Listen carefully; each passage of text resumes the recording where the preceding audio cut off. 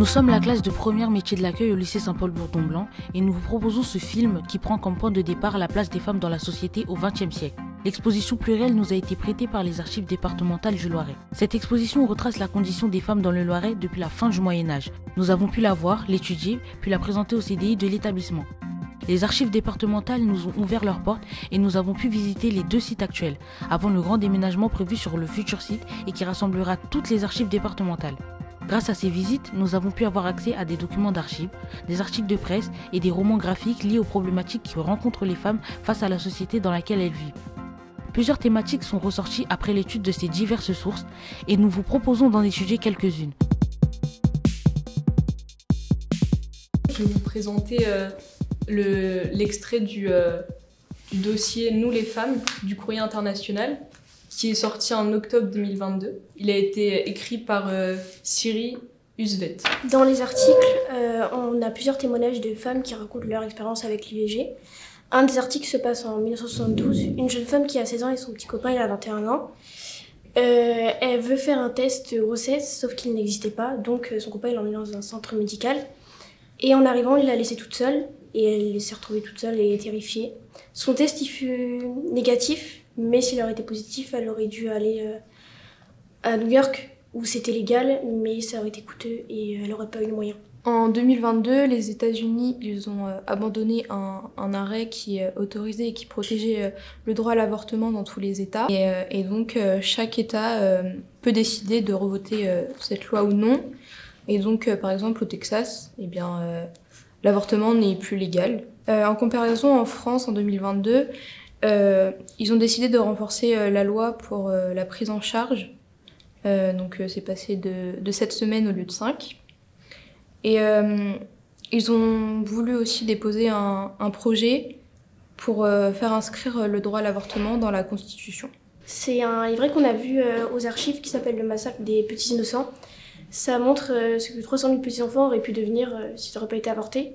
Et c'est un livre d'après-guerre qui montre, qui fait de la propagande pour culpabiliser les femmes et d'avoir avorté. Avant, les femmes étaient jugées pour avoir avorté, c'était commis comme un crime. Mais malgré ça, elles se faisaient quand même avorter, parce qu'elles ne voulaient pas forcément avoir d'enfants. Mais le problème, c'est qu'elles faisaient ça dans des conditions pas très hygiéniques, et du coup, elles pouvaient en mourir. Ça montre qu'il reste encore une certaine fragilité, et que si on ne continue pas de se battre en permanence, eh bien, on recule en fait. Du coup, en tant que femme, pour nous, c'est une liberté sur notre corps et sur nos choix. Je vais vous présenter un extrait du livre Simone Veil, l'immortelle de Pascal Bresson aux éditions Marabule, sorti en juillet 2018. Le livre raconte l'histoire de Simone Veil, en commençant par son enfance à Nice, sa déportation à Auschwitz en 1944. Mais ce qui va nous intéresser, nous, c'est son projet de loi pour l'IVG à l'Assemblée nationale en 1974. Donc l'extrait qu'on a choisi se passe en 1974, le 29 septembre. Donc c'est le jour où Simone Veil part à l'Assemblée pour défendre la loi pour l'IVG. Donc où elle fait un très beau discours, mais là le moment où René Faïd vient et monte au-dessus de l'Assemblée pour faire entendre le cœur d'un fœtus de 8 semaines et 2 jours à toute l'Assemblée. Les réactions sont très vives dans l'Assemblée et René Faïd essaie vraiment de mettre une barrière à Simone Veil, mais bon, malgré tout, va réussir à mener à bien son combat. Le 17 janvier 1975, Simone Veil arrive à faire adopter le droit à l'IVG, mais seulement pour 5 ans à titre expérimental. La loi a dû être revotée 3 fois avant d'être adoptée définitivement. Il y a certains documents qui nous ont marqués, mais un plus que d'autres, c'était une autorisation de sortie pour une femme qui allait accoucher. De son médecin. Elle a besoin de cette autorisation de sortie car il y avait un couvre-feu pendant la Seconde Guerre mondiale, ce qui lui a permis de sortir sans trop de risques, entre guillemets. Les risques qu'elle aurait pu encourir, c'est qu'elle se fasse arrêter. Les progrès qu'a permis la loi sur l'IVG, c'est que déjà il n'y a plus d'avortements clandestins. Les avortements qu'on fait maintenant, ils sont moins dangereux pour la santé des femmes. Et aussi, c'est mieux pour la liberté de la femme, qui est plus libre de son corps. Pour conclure, nous trouvons que les mentalités concernant l'IVG ont beaucoup changé de 1974 à maintenant. et c'est en partie grâce à Simone Veil. Aujourd'hui, on va vous présenter un livre qui s'appelle Mythes et Meufs. Il a été écrit par Blanche Sabat, des éditions Matin. Il est sorti en avril 2022. On a choisi l'extrait de Médusa. C'est un mythe qui comporte 3 versions différentes. C'est un mythe aussi qui provient de la mythologie grecque. Donc, dans la première version, il est dit que Poséidon aurait violé Médusa dans le temple d'Athéna. Athéna aurait, pour la punir ou la protéger, rendu Médusa incapable de susciter du plaisir chez les hommes grâce ou à cause de ses cheveux de serpent et de son regard pétrifiant. Dans la deuxième version, il est dit que Médusa était une ravissante jeune femme aux boucles d'or. Sa vanité offense Athéna qui va la punir en la rendant repoussante. Et dans la troisième version, il est dit que grâce à son regard séduisant, Médusa pourrait d'un coup d'œil transformer les hommes qui la regardent en objet, et elle peut également en faire ce qu'elle veut, c'est-à-dire les manipuler. En 1975, la féministe Hélène Sixou refuse que l'idée d'un corps féminin soit obscure et étranger, et qu'il faudrait inviter les femmes à se libérer. Elle se réapproprie le mythe car ces histoires ont été racontées que par des hommes qui rejettent la faute sur les femmes. Je trouve qu'il y a un rapprochement entre ce mythe et la réalité, car dans la vie de tous les jours, il y a des millions de femmes qui se font violer. Malheureusement, la plupart du temps, les hommes rejettent la faute sur la femme en tenant des propos inacceptables.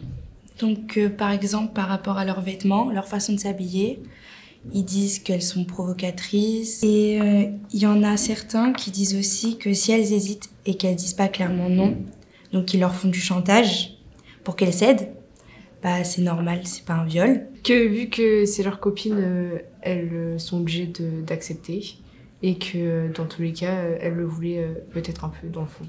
Aux archives départementales, nous avons vu des procès-verbaux qui parlaient de viol ou d'agression envers les femmes. Nous avons constaté que ces actes n'étaient pas toujours pris au sérieux. Par exemple, un viol est un crime qui doit passer aux assises, mais ce n'était pas toujours le cas. Cette violence était minimisée. Aujourd'hui, le viol est automatiquement considéré comme un crime, même s'il y a encore des progrès à faire, notamment sur des remarques désobligeantes.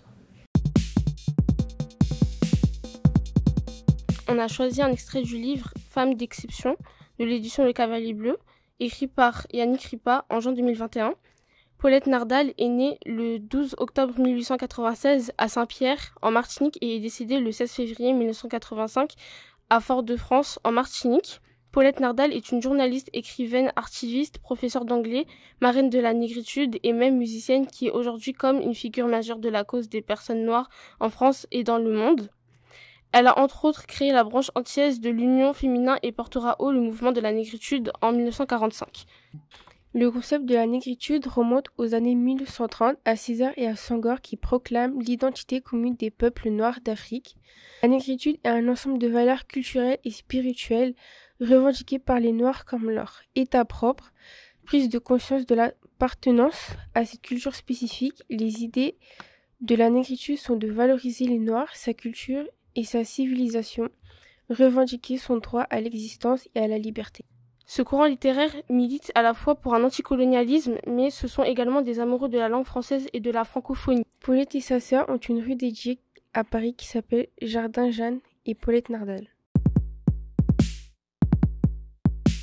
Mon sujet parle de violence conjugale, plus particulièrement des cyberviolences. Alors, l'extrait, sa source est le magazine Sciences Humaines qui a été paru en 2019.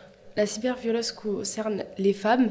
9 femmes sur 10 sont victimes, 7 sur 10 se sentent sous surveillance et 1 sur 3 dépose plainte. Les méthodes employées sont la confiscation de téléphones, le blocage des comptes bancaires, la diffusion des contenus intimes. Il y a encore beaucoup de progrès à faire, mais la justice et la police peinent à endiguer ce phénomène. Je vais vous parler des violences interfamiliales. Le 1, violence conjugale, a été publié le 15 novembre 2019. La personne qui a écrit cet article, elle s'appelle Françoise Le Golf, c'est une documentaliste. Elle va vivre dans l'ombre de son père alcoolique et violent.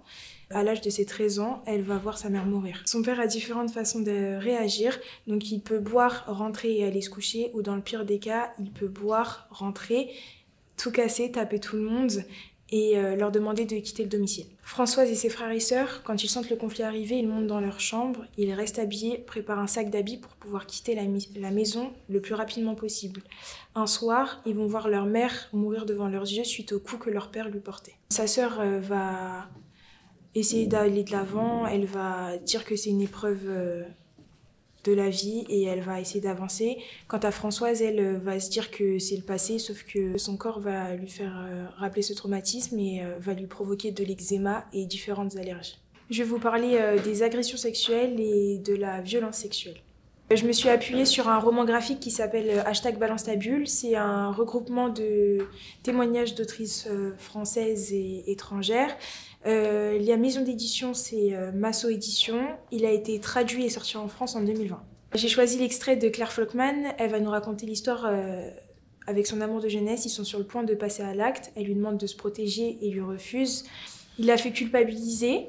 Elle finit par accepter et il passe à l'acte. Donc elle va se rendre seule chez le médecin pour faire des dépistages de maladies sexuellement transmissibles et pour savoir si elle est tombée enceinte.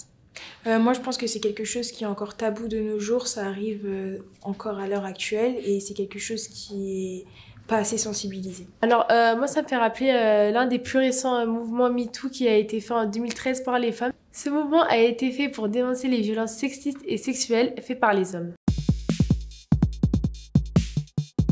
Nous allons vous présenter un livre culotté de Pénélope Bageux qui explique différentes histoires de femmes dans le cadre de leur travail. Les BD viennent de l'édition Gallimard et la BD que nous avons choisie est l'histoire d'une avocate, Jesseline Alicia Radack. Jesseline Alicia Radack est née le 12 décembre 1970 près de Washington, D.C.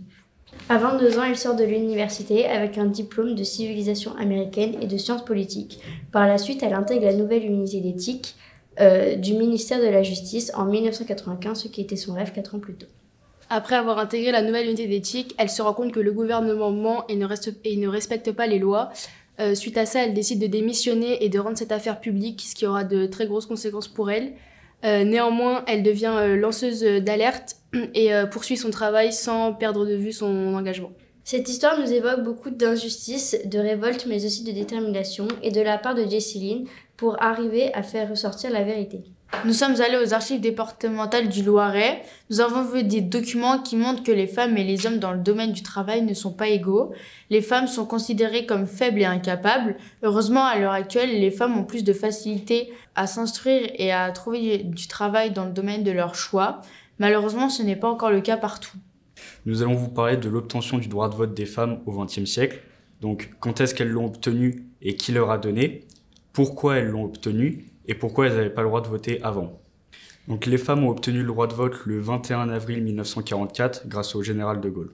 Elles ont obtenu ce droit après la Deuxième Guerre mondiale. Les hommes se sont rendus compte que les femmes étaient utiles à la société, notamment dans la fabrication de munitions et dans les usines. Elles ont aussi montré leur courage dans la participation de la résistance française. Elles n'avaient pas ce droit parce que les hommes pensaient que les femmes ne seraient pas assez fortes pour faire de la politique. La partie de gauche avait aussi peur que les femmes obéissent à leur mari et que donc leur vote serait donc dupliqué. Donc aux archives départementales du Loiret, on a pu voir plusieurs documents sur le pourcentage de femmes élues en 1979 par rapport aux hommes. Ce pourcentage est très faible, au maximum 25% des femmes. En 2022, on atteint 48,5% des femmes élues, ce qui est mieux, mais ce n'est pas encore la parité. Nous allons vous présenter comment Ségolène Royal s'habillait lors de sa campagne présidentielle en 2007. On s'est appuyé sur le livre S'habiller en politique, paru aux éditions du Louvre, écrit par Sophie Lemayeux, historienne de la mode. Ségolène Royal est une femme politique française qui a été élue au second tour présidentiel en 2007. Sa stratégie vestimentaire, c'était de toujours s'habiller en robe ou en jupe, toujours avec une veste, pour que les médias ils se concentrent que sur son discours et pas la critiquer sur son style vestimentaire. Ségolène Royal s'habillait toujours au niveau des genoux, en mettant des robes ou des jupes, car si on voyait ses cuisses, donc avoir une robe au-dessus des genoux, ça pouvait être vu comme une séduction pour l'électorat. Aussi, elle s'habillait en robe ou jupe en dessous des genoux. Elle pouvait avoir une allure désuète ou hors du temps. Alors, nous avons visité les archives départementales du Loiret et nous avons constaté qu'avant, les femmes, elles faisaient la une des journaux pour la mode et les tâches ménagères. Le progrès, c'est que maintenant, elles peuvent s'habiller un peu plus comme elles veulent, être considérées comme telles, même s'il y a beaucoup de choses à revoir encore et encore, du progrès à faire.